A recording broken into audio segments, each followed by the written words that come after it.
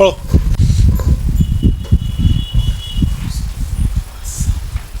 (30√2 metre बाहर है, ये मीटर अंदर आ गया धोखे से। 30√2 मीटर साउथ वेस्ट, ठीक है। चलिए sir,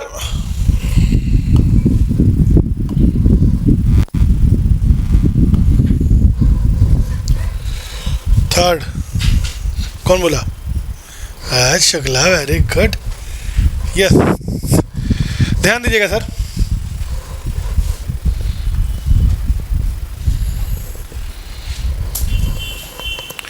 east west north south बना लिया मैंने, ठीक। East west north south. A person moves 30 meter north. कहाँ से चले? ओरिजिन से चले? ओरिजिन ही माना करो, है ना। ओरिजिन से 30 मीटर नॉर्थ, चलो भाई 30 मीटर नॉर्थ।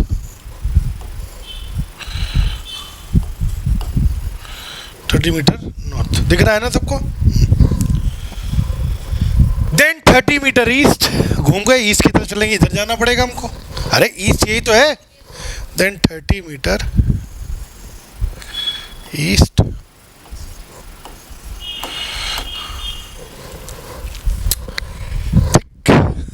आप समझना, 30 मीटर ईस्ट है। Then 30√2 meter south west, 30√2 meter south west. अब तो मुझे ये बताओ, अच्छा 20 मीटर ईस्ट है शीट में। हाँ, करेक्शन कर लो यार, शीट में 20 है यार, यहाँ 20 कर लो यार, 20। करेक्शन कर लेना भाई, ठीक है। शीट में 20 दिया है ना, तभी कुछ बच्चों को आंसर गड़बड़ाया हो, ठीक। चलो फिर 30√2 meter south west. South west किधर होगा बताओ? वेरी गुड, इस तरफ। हाँ, उधर गए तो कौन सी डायरेक्शन होगी? North east. और साउथ वेस्ट मतलब 45 के एंगल पर, ठीक है। तो साउथ वेस्ट का मतलब होगा दिस वन, इधर आना होगा हमको। और हमें नहीं पता हम कहाँ तक आ रहे हैं, आई डोंट नो। मुझे ये पता है कि 30√2, और वो भी कितने एंगल पर? 45। भाई जब पहले साइड में क्वेश्चन करोगे तो ऐसे ही तो बनाओगे, आंसर देखेंगे, ठीक है। हमें रिजल्टेंट डिस्प्लेसमेंट निकालना है ना, 3 वेक्टर है ना। रिजल्टेंट डिस्प्लेसमेंट का सिंपल मतलब है एक्स एक्सिस वाले वेक्टर अलग देखो और वाई एक्सिस वाले वेक्टर अलग देखो। एक्स एक्सिस अलग देखो, वाई एक्सिस अलग देखो, फाइनल रिजल्ट निकाल लो, ठीक। देखा जाए, चलो। सब एक्स एक्सिस वाले वेक्टर,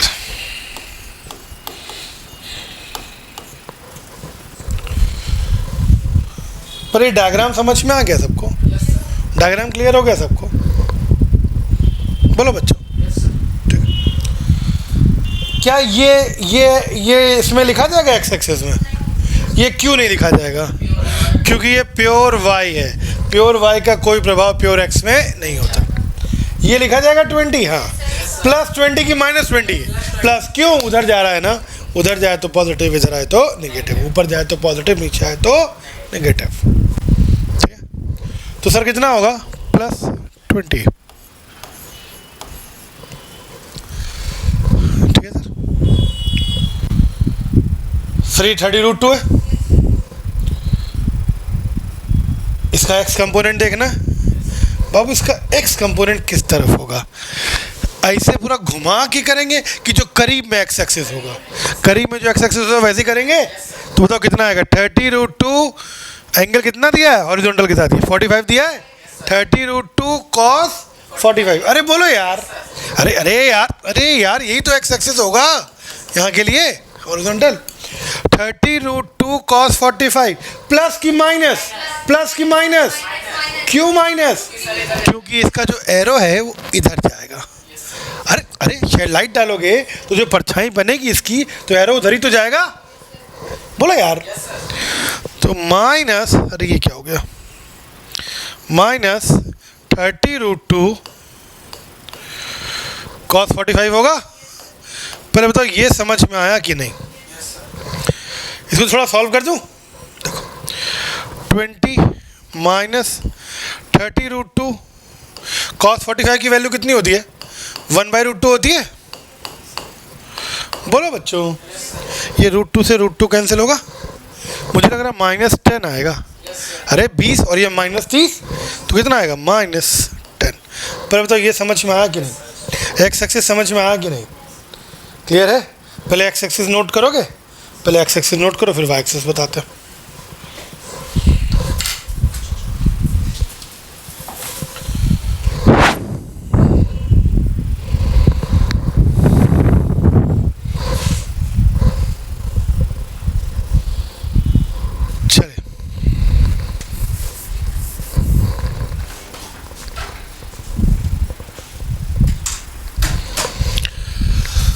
वाई एक्सिस बता रहा हूँ।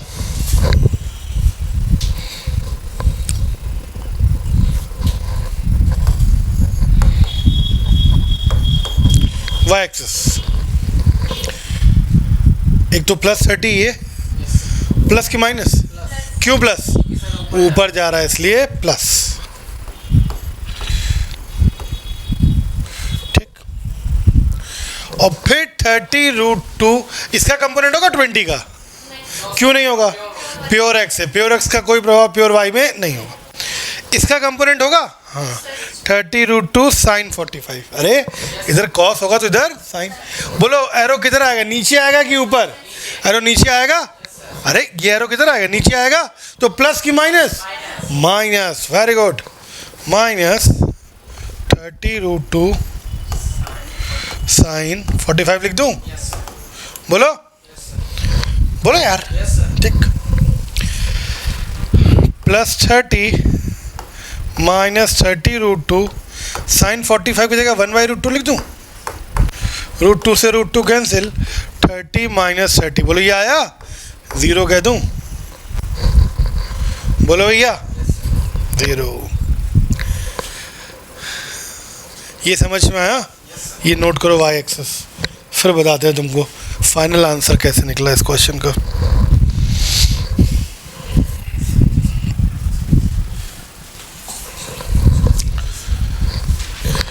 अब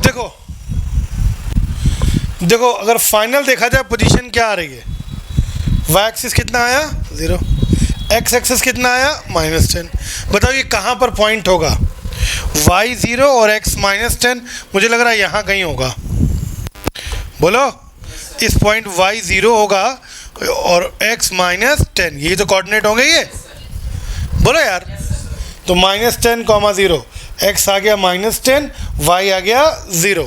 ठीक, अब बताओ ये कौन सी डायरेक्शन है? ये यहाँ पे है बॉडी, तो ओरिजिन से चली थी, ये कौन सी डायरेक्शन होगी? वेस्ट होगी। और कितना ये कितनी दूरी होगी? 10 होगी, 10। बोलो तो 10 मीटर वेस्ट। क्या आंसर होगा? 10 मीटर वेस्ट। समझ गए? क्लियर है? 10 मीटर वेस्ट। ये एस सी वर्मा का बहुत अच्छा क्वेश्चन था। ठीक, समझ में आ गया सर सबको? कर लोगे? कोई दिक्कत तो नहीं? कोई शक, कोई सवाल? आगे चलो। मजा आया करने में क्वेश्चन? ये बड़ा जोरदार क्वेश्चन है सीवी का। यस, पेज चेंज कर रहा हूँ। ठीक है,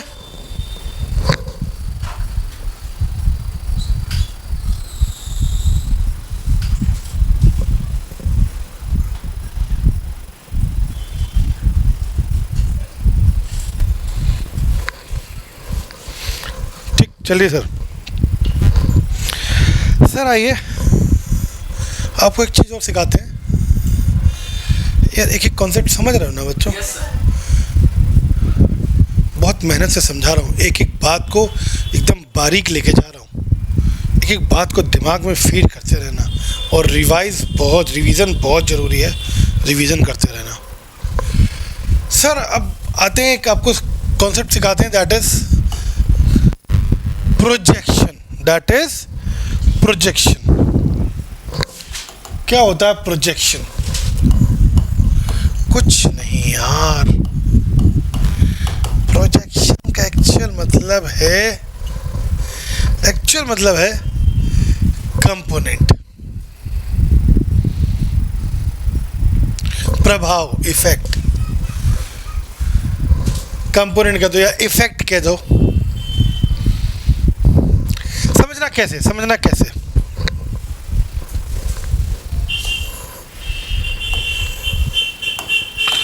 ये एक्स एक्सिस है, ये वाई एक्सिस है।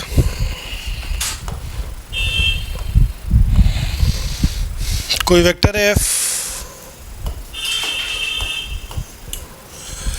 आपसे इस वेक्टर एफ का प्रोजेक्शन पूछे, ये अगर एंगल थीटा दिया हो, इस एफ का प्रोजेक्शन, एक्चुअली प्रोजेक्शन का मतलब शैडो। प्रोजेक्टर देखे हो कभी? Yes sir. प्रोजेक्टर कभी पिक्चर हॉल में पिक्चर देखने गए हो? तो प्रोजेक्टर से पिक्चर चलाते हैं, पीछे एक लाइट आ रही होती, कभी गौर करना, स्क्रीन पे आगे दिखाई पड़ती है, वो प्रोजेक्ट करी जाती है लाइट। क्या करी जाती है? प्रोजेक्ट, प्रोजेक्टर से। उसी से बना ये प्रोजेक्शन, उसी से बना है प्रोजेक्शन। अगर मैं इसमें ऊपर से लाइट डाल दूं, ये मैं रोशनी डाल दूं, ऊपर बल्ब लगा दूं, तो इसका पूरा प्रोजेक्शन इस पर आ जाएगा। इसका पूरा प्रोजेक्शन इस पर आ जाएगा। कुछ ऐसे आया प्रोजेक्शन, ये प्रोजेक्ट होकर इधर आया ऐसे, तो ये projection of vector F on x axis, projection of vector F on x axis. यही तो शायद कंपोनेंट था, ये तो कंपोनेंट होता है। इफेक्ट, प्रभाव, लाइट डाला था, शेडो कॉन्सेप्ट सीखा है, याद आया? लाइट डालोगे तो जो परछाई आएगी, जो शेडो आएगी, जो प्रोजेक्शन आएगा, वही तो कंपोनेंट था। कितना आएगा? F cos theta, F cos theta. बोलो, समझ गए? ठीक है, दिस इज प्रोजेक्शन। ठीक, और प्रोजेक्शन में एक चीज़ अच्छी होती है, जिस एक्सिस पे या जिस वेक्टर पे प्रोजेक्शन निकालना होता है, वो उसी से एंगल दिया होता है। तो आप एफ कॉस थीटा चट से कर दो। ठीक, समझना। अभी पेज चेंज कर दूंगा, पर अच्छा बनाओगे ये प्रोजेक्शन वाले में, जरा ये बना लो, जरा ये डायग्राम, फिर एक दूसरा डायग्राम भी बनाना है, वो इम्पोर्टेंट है। या स्क्रीनशॉट ले लो, जैसा करो। एसएस, वेरी गुड, एसएस ले लिया, सादिया फरीद मैम है।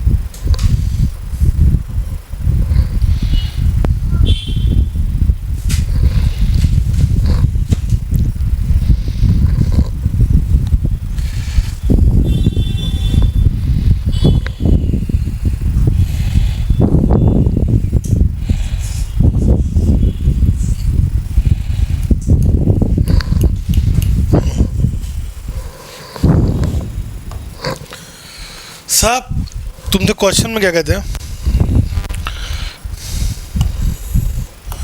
Vector P, vector Q, angle theta, तुमसे कहेंगे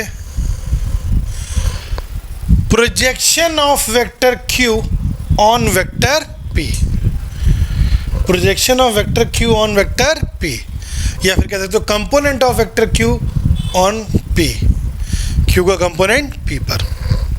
ठीक, तो बताओ इसका कंपोनेंट क्या आएगा? क्यू, ये एंगल थीटा दिया है, तो क्यू कॉस थीटा इस तरफ आएगा।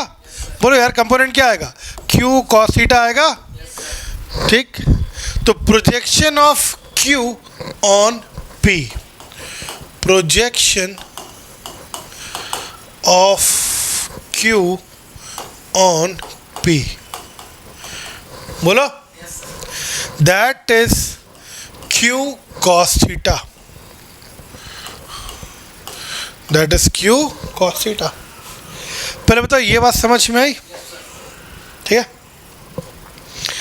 यार, आप कहोगे q cos थीटा की वैल्यू कैसे पता चलेगी? वेक्टर a दिया होगा, वेक्टर p दिया होगा, वेक्टर q दिया होगा, और projection of vector q on p पूछेंगे, तो वैल्यू तो Q cos theta I.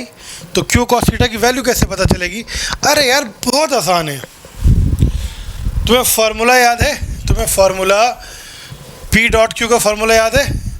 P dot Q is equal to P into Q into cos theta होता है। बोलो यार, P dot Q is equal to P into Q into cos theta होता है। बोलो, क्या तुम यहाँ से क्यू कॉस थीटा निकाल सकते हो? इस पी को मैं नीचे ले आऊँ? बोलो, तो बताओ Q cos theta is equal to P dot Q upon P. ये आ गया, समझ गए? तो ये एक फार्मूला बन गया। इस फार्मूले को मैं डायरेक्ट याद कर लूँगा। देखो, गौर करो, projection of Q on P, तो पी डॉट क्यू कर दो, क्यू डॉट पी कर दो, कोई फर्क नहीं पड़ता, अपॉन पी होता है।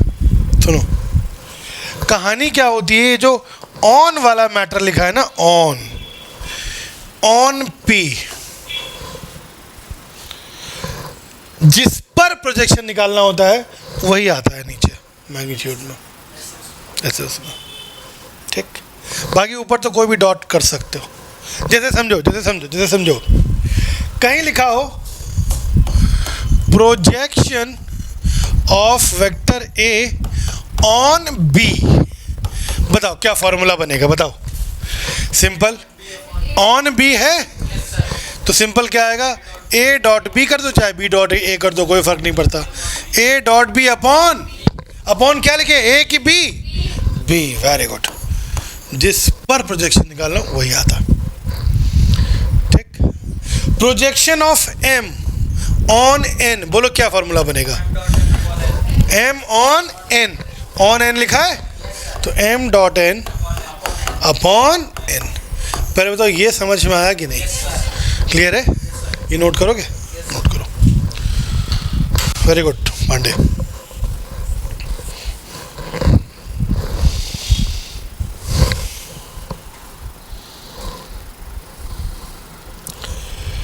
बच्चे इतना घबराते हैं प्रोजेक्शन में, बहुत आसान होता है। प्रोजेक्शन सिखा दो, ले यार चट्ट से ले।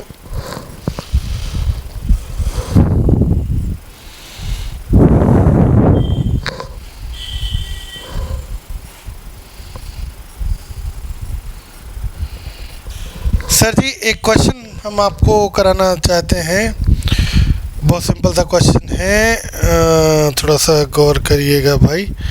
क्वेश्चन नंबर है, पी दिया है, क्यू दिया है, find the projection of vector P on Q. Formula बना पाओगे? चलो देखो, कोशिश करो, पी ऑन क्यू का फॉर्मूला बनाओ। Find the projection of vector P on,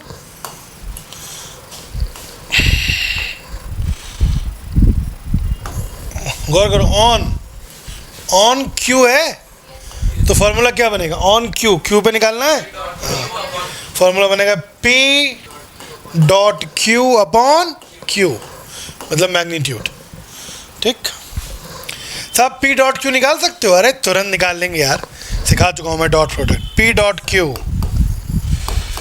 सब आई के कोफिशिएंट का आई से मल्टीप्लाई, 3 इंटू 2 6, 2 3 6, यहाँ जे -1 माना जाएगा, -2, के -1 और ये -5, तो +5, कितना आएगा?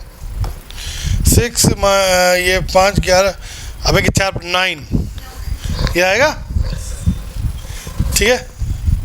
और Q कितना निकलेगा? Q मतलब इसका मैग्नीट्यूड। बता इसका मैग्नीट्यूड कितना आएगा बच्चा?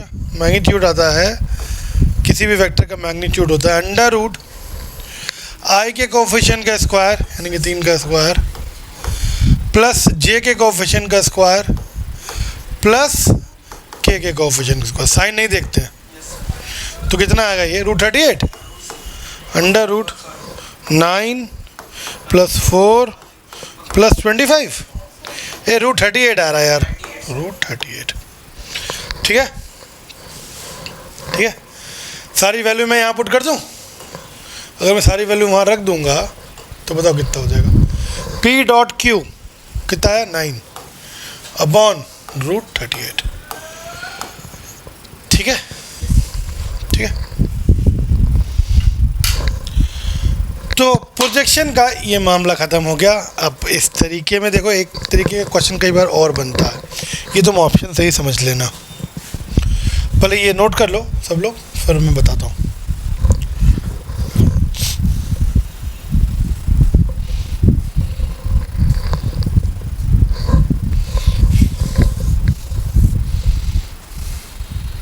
क्या होता है कहानी सर, समझिएगा। ये जो प्रोजेक्शन होता है ये वेक्टर फॉर्म में पूछ दिया गया होता है। किस फॉर्म में? वेक्टर फॉर्म में। यही होगा projection of P on Q, but answer vector form में पूछा जाएगा। तो अगर वेक्टर फॉर्म में पूछा जाए तो क्या करेंगे?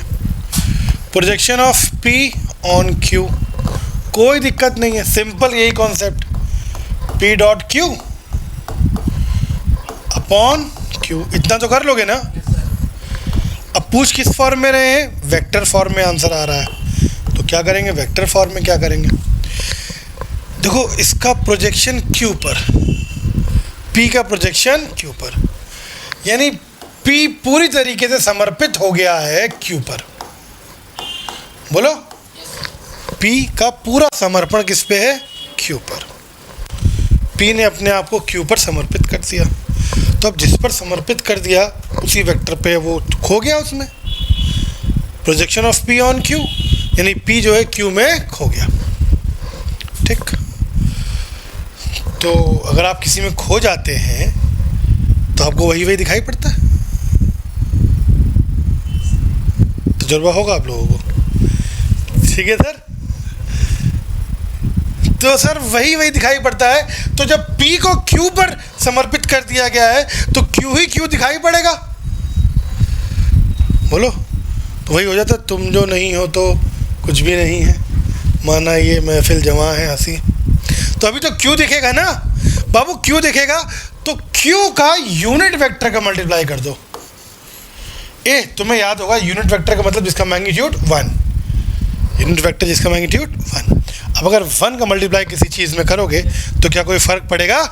कोई फ़र्क पड़ेगा? बोलो भाई। तो यूनिट वेक्टर का मल्टीप्लाई कर दिया। और अगर तुम्हें याद हो एक पुरानी बात, किसी वेक्टर का यूनिट वेक्टर का मतलब क्या होता है? वो वेक्टर अपॉन उसका मैग्नीट्यूड। भूल गए ना? बहुत पहले मैंने तुम्हें बताया था, यूनिट वेक्टर नहीं पता तो अभी दोबारा जब क्लासेस चलेंगी तो पढ़ना कि किसी वेक्टर का यूनिट वेक्टर वो वेक्टर अपॉन उसका मैग्नीट्यूड। ठीक है सर, सॉन्ग बच्चे सुना देते हैं यार। बोलो भाई। तो सर यहाँ पर मैं ये चीज़ रख दूँ, ये चीज़ रख दूँ तो देखो क्या आ जाएगा, P डॉट Q अपॉन ये वेक्टर है Q, और ये मैं लिख दूँ Q वेक्टर अपॉन Q। बोलो, ये Q और Q स्क्वायर हो जाएगा, और P डॉट Q तो अपनी अलग एक क्वांटिटी होती है। बोलो, तो क्या फार्मूला बन जाएगा? देखना, P डॉट Q तो ये अपना अलग upon Q square into vector Q। पहले बताओ समझ में आया? पहले बताओ समझ में आया? अरे गुलसैब आए हैं, बच्चा बायोलॉजी के लिए आया होगा। P dot Q upon Q square into vector Q। बोलो सर, समझ गए? ठीक है, तो फॉर्मूला क्या बन गया? अगर वेक्टर फॉर्म में पूछा जाए तो जिस पर प्रोजेक्शन हो रहा है, अगर वेक्टर फॉर्म में पूछा जाए तो जिस पर प्रोजेक्शन हो रहा है वो वेक्टर अपॉन उसका स्क्वायर लिखता है। ठीक, तो फॉर्मूला क्या बनेगा? थोड़ा सा गौर करना। फॉर्मूला बनेगा जैसे अगर कभी पूछा जाए projection of A on B, A on B, on B है तो क्या होगा? फॉर्मूला क्या बनेगा? A डॉट B अपॉन किसका? B। अगर वेक्टर फॉर्म में पूछा जाए तो उसी का स्क्वायर होता है जिस पर किया जाता है B का स्क्वायर। और यहाँ क्या लिखा जाएगा? Vector B। ये अलग टर्म हो गया इतना, इंटू वेक्टर B। पहले बताओ समझ में आया? पहले बताओ क्लियर हुआ? नोट करोगे? तो ये अगर वेक्टर फॉर्म में पूछा जाए तो उसी का यूनिट वेक्टर का मल्टीप्लाई और कर देते हैं। ठीक है, जिस पर प्रोजेक्शन निकालना हो। नोट करो सर, तो इसी क्वेश्चन में आगे चलेंगे थोड़ा सा। हाँ एसएस लेंगे, एसएस ले लो।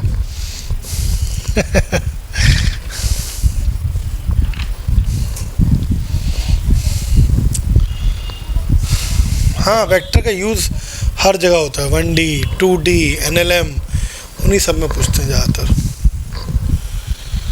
बिना वेक्टर तो आगे बढ़ ही नहीं पाओगे।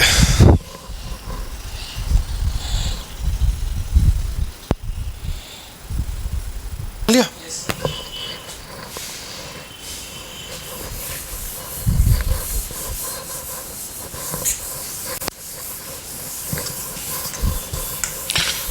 सर, जैसे यही वाला क्वेश्चन है, मान लो यही वाला क्वेश्चन है, या कोई एक सिंपल पहले फार्मूला बता दो कि अगर कोई क्वेश्चन होता projection of m on n vector form में, किस फॉर्म में? वेक्टर फॉर्म में।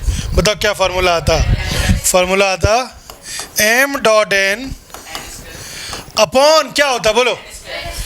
ऑन ऑन ऑन n है, upon n square into n vector. बोलो भैया, क्लियर? वेरी गुड, समझ गए सब? जैसे यही क्वेश्चन है, इसको वेक्टर फॉर्म में निकालना है, तो वेक्टर फॉर्म में क्या आएगा? बोलो वेक्टर फॉर्म में क्या आएगा? वेक्टर फॉर्म में आएगा p dot q upon q square into q vector. अब क्वेश्चन में देख लेना, स्केलर फॉर्म में पूछा गया कि वेक्टर फॉर्म, ठीक? ये p डॉट q निकाल चुके ना हम लोग? कितना आया था p डॉट q? हमें लग रहा है p डॉट q 9 आया था, और q कितना आया था? √38 आया था। ये आया था? अब समझना, एक मिनट समझ लो फिर नोट करना। √38 आया था। ये सारी वैल्यू यहाँ रखते हैं। p डॉट q कितना? 9 अपॉन q स्क्वायर है ना? q स्क्वायर है ना? q √38 है, तो स्क्वायर कर देंगे तो 38। बचेंगे सिर्फ वेक्टर q की जगह क्या लिखें? अरे जो q वेक्टर है वो लिखो। q वेक्टर कितना है? 3i plus 2j minus 5k। समझ गया सर?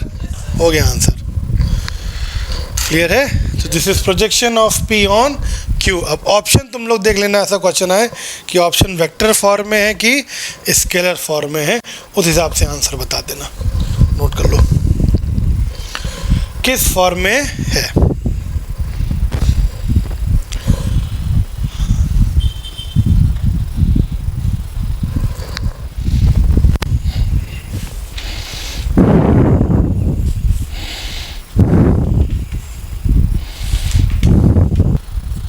सर गौर करो, बहुत इंपॉर्टेंट बात।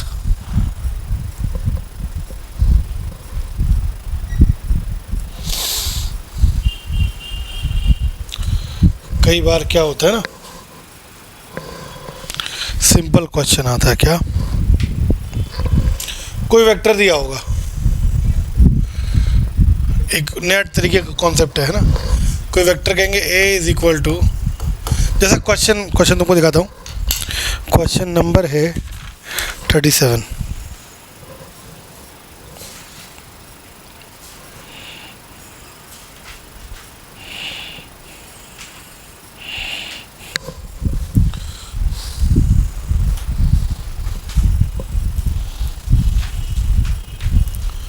देखो ये है क्वेश्चन, दिख रहा? कोई वेक्टर ए दिया 3i plus 2j plus 4k। Find the component along x axis and y axis and z axis. कई बार कंपोनेंट कह देते हैं, कई बार प्रोजेक्शन कह देते हैं, कुछ भी कह देते हैं कि a का सिर्फ, अब इसमें एक ही तो वेक्टर दिया है, b दिया ही नहीं है, a ऑन b। तो सिंपल पूछा है कि इसका कंपोनेंट x एक्सिस के लॉन्ग बताओ, y के लॉन्ग बताओ, z के लॉन्ग बताओ। अभी बहुत आसान है, सिंगल वेक्टर दिया हो, तुमसे पूछे बताओ इसमें x कंपोनेंट कितना है, ए वेक्टर का x कंपोनेंट कितना है। अरे जो x एक्सिस के साथ लिखा हो 3, अगर सिंगल वेक्टर दिया है तो दूसरा आई नहीं कोई। पूछे इस वेक्टर का x कंपोनेंट बताओ, तो अरे इस वेक्टर का x कंपोनेंट कितना होगा, x कंपोनेंट जो इसके x के साथ लिखा है 3, खत्म, ठीक। पूछे y एक्सिस के साथ बताओ -2, पूछे z एक्सिस के साथ बताओ +4, हो गया, खत्म, आंसर हो गया। बस बच्चे घबरा जाते हैं इसमें। हाँ वेक्टर दे देते हैं, पूछते हैं कि एक्स कंपोनेंट बताओ या वाई कंपोनेंट बताओ या जेड कंपोनेंट बताओ। अगर एक वेक्टर दिया है तो कुछ भी नहीं करना, दो दिए हो तो फिर प्रोजेक्शन कर देना। ठीक है, क्लियर है। इसका तुम प्रोजेक्शन भी निकालोगे अलोंग एक्स एक्सिस, यही आंसर आएगा 3। निकाल के बता दे, निकाल के बता दे, प्रूव कर दे। एक्स एक्सिस के अलोंग प्रोजेक्शन 3 आएगा, स्केलर फॉर्म में आंसर है। ठीक, ये रब कर दो। चलो, अगर पूछे एक्स एक्सिस के अलोंग प्रोजेक्शन तो एक वेक्टर ए है और दूसरा बी वाला क्या हो गया, एक्स एक्सिस हो गया। एक्स एक्सिस को मैं आई मान लूँ। अरे एक्स एक्सिस के अलोंग पूछ रहे हैं ना, किस एक्सिस के अलोंग पूछ रहे हैं, एक्स एक्सिस, यानी दूसरा वेक्टर मैं आई मान लूँ। ठीक है, तो projection of A on B, formula बोलो, ए ऑन एक्स एक्सिस या ए ऑन बी। अरे यार एक्स एक्सिस यही, ए ऑन बी लिख दे। बोलो, बताओ क्या फॉर्मूला आएगा। ए डॉट बी, सिर्फ स्केलर फॉर्म में बताना है, स्केलर फॉर्म में, अपॉन बी होगा, अपॉन बी होगा। जरा बताओ ए डॉट बी बोलो। आई के कोफिशिएंट का आई से मल्टीप्लाई करोगे तो ए डॉट बी कितना आएगा बोलो, 3 आएगा। बताओ बी कितना आएगा, सिर्फ आई है, मैग्नीट्यूड 1 आएगा। अरे अंडर रूट आई के कोफिशिएंट का स्क्वायर, बाकी तो है ही नहीं, 1 आएगा। अरे नहीं समझ में आया, यहाँ रख दे। तो ए डॉट बी 3/1 आ गया 3, मैं पहले ही कह रहा हूँ। क्या ऐसे निकालो, आएगा भाई। ठीक है, ठीक है। तो कभी सिंगल वेक्टर दिया हो और पूछे एक्स एक्सिस के अलोंग प्रोजेक्शन बताओ, तो जो आई के साथ लिखा हो एक्स एक्सिस के अलोंग है, जो वाई के साथ लिखा हो वो जे के साथ लिखा हो वाई एक्सिस के अलोंग। क्लियर भैया, ये भी नोट करोगे, कर लो, तुम्हें मतलब कन्फ्यूजन नहीं रहेगा कभी कि प्रोजेक्शन का मतलब ही वही होता है। 3 आएगा।